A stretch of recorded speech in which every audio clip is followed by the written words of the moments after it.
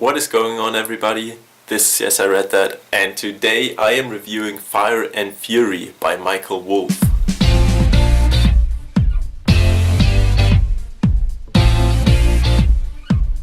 This book contains some reveals about Trump and his White House. It is also titled Inside the Trump White House, and it's currently all over the media. It's very successful and I just had to review it.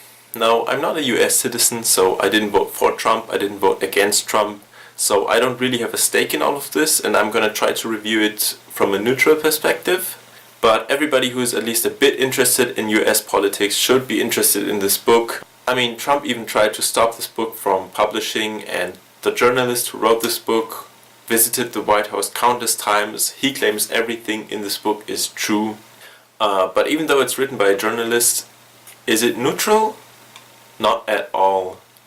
The journalist really tries to push his agenda and his view of Trump and Trump's White House, and it's not a positive view at all.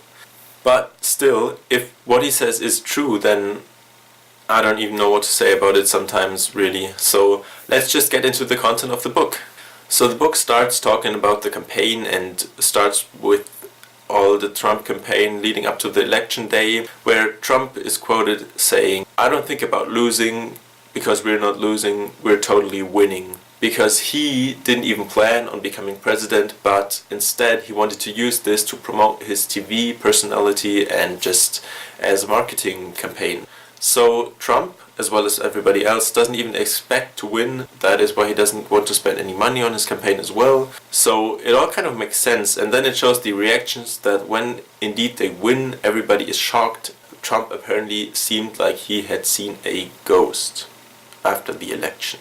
So then the book goes on to discuss the week that follows up and Trump's reaction, and shows that Trump apparently suddenly thinks that he deserves the presidency and portrays Trump as this guy who wants to be liked by everyone, and that's why he really cares about his ratings and about the TV ratings. And it also displays Trump not really being fit for presidency because he can't really focus, he doesn't really think straight, his mind always wanders from one point to the next, and it just really sheds a very negative view of Trump.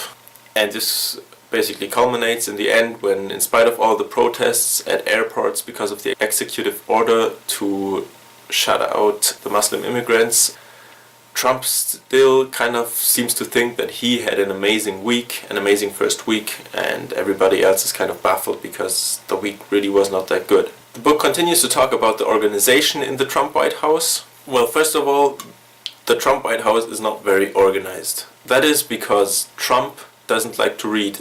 In fact, this book claims that Trump does not read at all and instead mostly consumes TV, and he doesn't like PowerPoint presentation. Apparently that's something he hates, and well, that's something a president should really read or view. And on top of that, he doesn't like to listen to others. He just wants to hear the points that he thinks are important. So that's just another claim on Trump not being fit for presidency. The next thing is that Bannon, Kushner and Priebus all try to push their own agenda and all try to influence the president because they're his closest advisors. And it then goes on to show the power struggle between these forces and how Bannon and Jared Kushner and Ivanka struggled to gain control on the White House, and how Bannon tried to save the White House because, in his opinion, Trump and his children are just very bad, and if Trump can be separated from his children, then that might save the White House. And it just displays this power struggle between them. It goes on to discuss the Russia investigation a bit, where it shares some bad light about Jared Kushner as well, where Bannon says that he thinks the meeting with the Russians is treasonous and it's unpatriotic. They're going to crack Donald Jr. like an egg on live TV, is what Bannon said about it. Then it just covers a lot of the presidency, Trump's travels and dealings with the Middle East and Arabians, the NFL incident, the Charlottesville incident, and the North Korea incident, where the name actually originates from. Fire and Fury is what Trump said he would bring on North Korea like the world has never seen before. So that's the content of the book. It basically describes the Trump campaign and election and the first part of his presidency. So now I'm going to talk about what I liked about the book and then what I didn't like. A good thing about the book was the writing.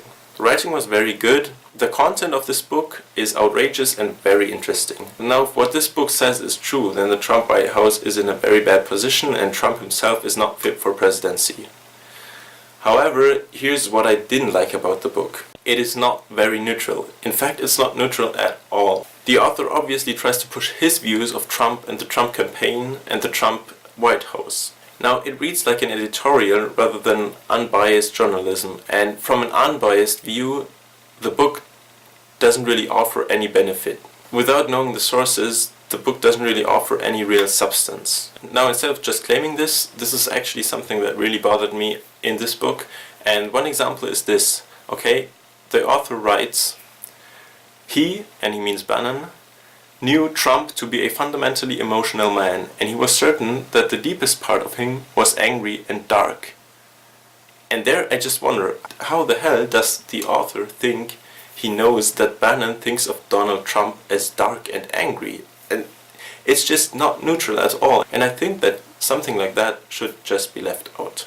He also claims that Bannon was a hustler and never made any real money, which, well, I mean, he just really tries to display everything very negative, and in some cases I think it's just really weird how far he pushes it.